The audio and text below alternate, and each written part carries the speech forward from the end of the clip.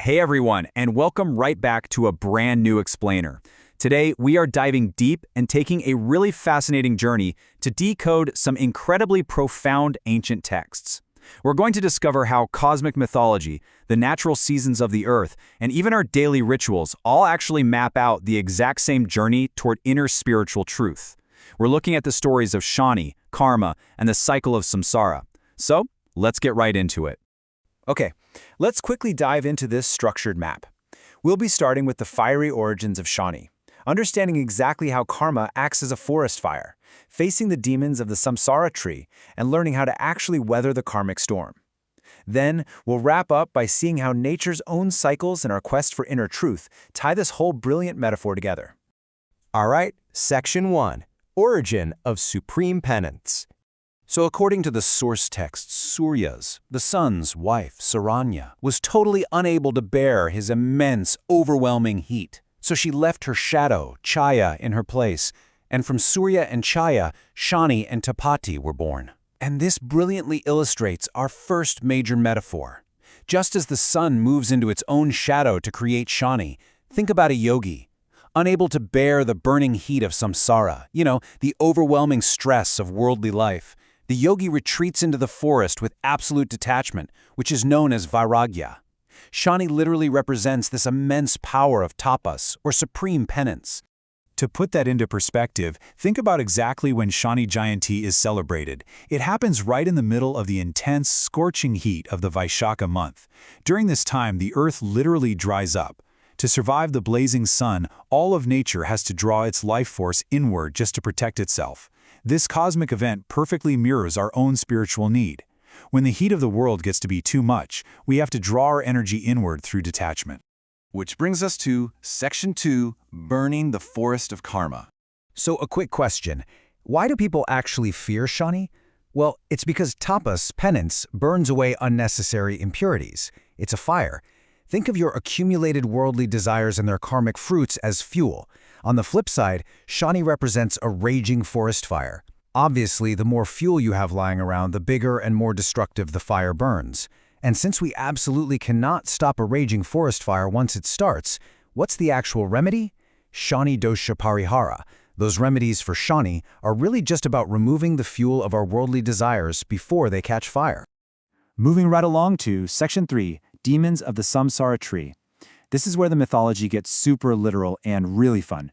Get this, the Gautami Mahatmya tells the story of two demons, Ashwattha, who took the form of a giant tree, and Pippala, who disguised himself as a Brahmin. Pippala would lure other Brahmins to the tree, and then the tree would just swallow them whole. So the Brahmins prayed the sage Agastya, who invoked Shani for help. Shani disguised himself as a Brahmin, casually walked around the tree, and intentionally let the tree swallow him. But here's the catch. Once inside, Shani simply looked at the demon's intestines. His intense gaze alone burned the demon alive from the inside out.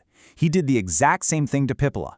Afterwards, Shani established the Ashwattha Mandeshwara lingam as penance, declaring that anyone touching the tree or offering an oil bath to the lingam would be freed from their afflictions.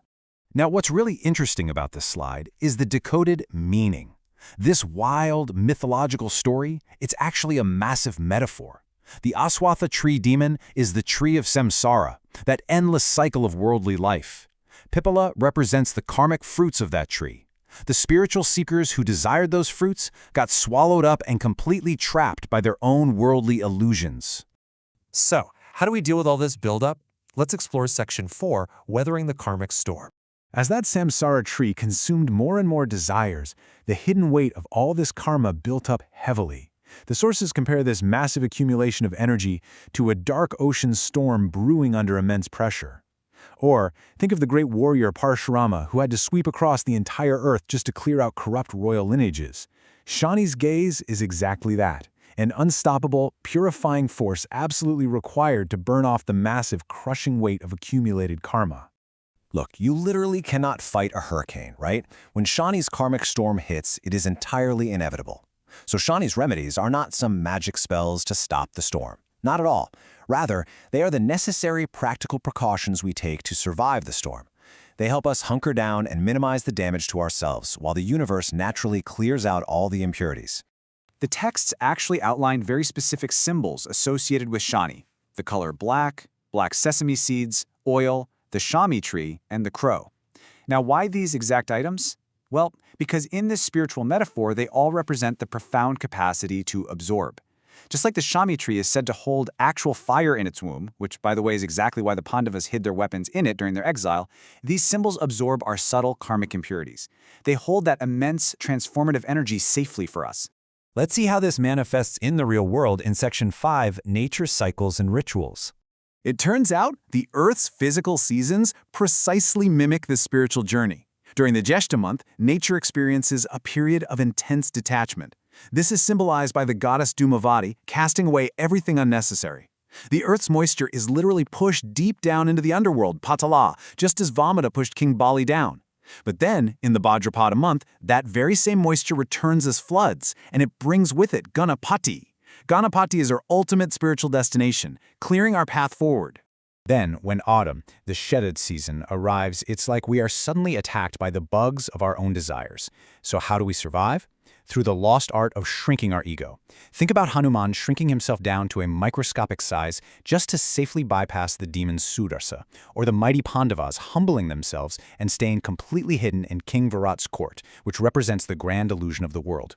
We too absolutely must shrink our egos and rely on those spiritual weapons we've hidden away.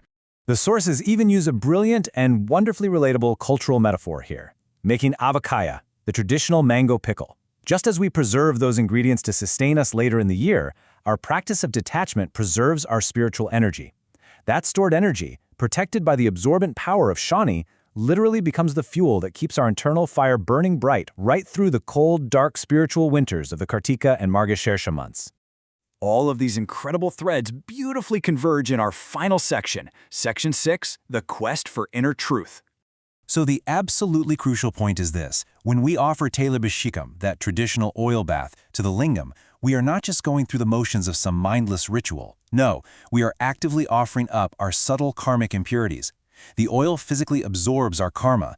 It acts as a profound physical reminder, literally guiding our bodies back toward our true, pure, obstacle-free yogic state, keeping us locked onto the correct path toward Ganapati.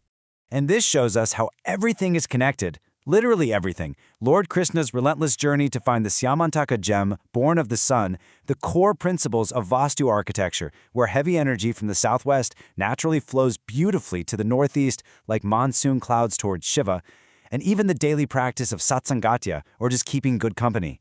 Every single one of these, the myths, the nature cycles, the architecture, they are identical metaphors. They are all mapping out the exact same journey back to our true nature. Which brings us to the ultimate question for you today. If nature, these wild ancient myths, and even the literal design of our homes are all unified maps guiding us to draw our energy inward, what unnecessary karma, what fuel are you ready to let the storm wash away today? Take a second. Really think about it. Embrace the penance and start clearing your path. Thanks so much for joining me on this explainer, and as always, keep learning.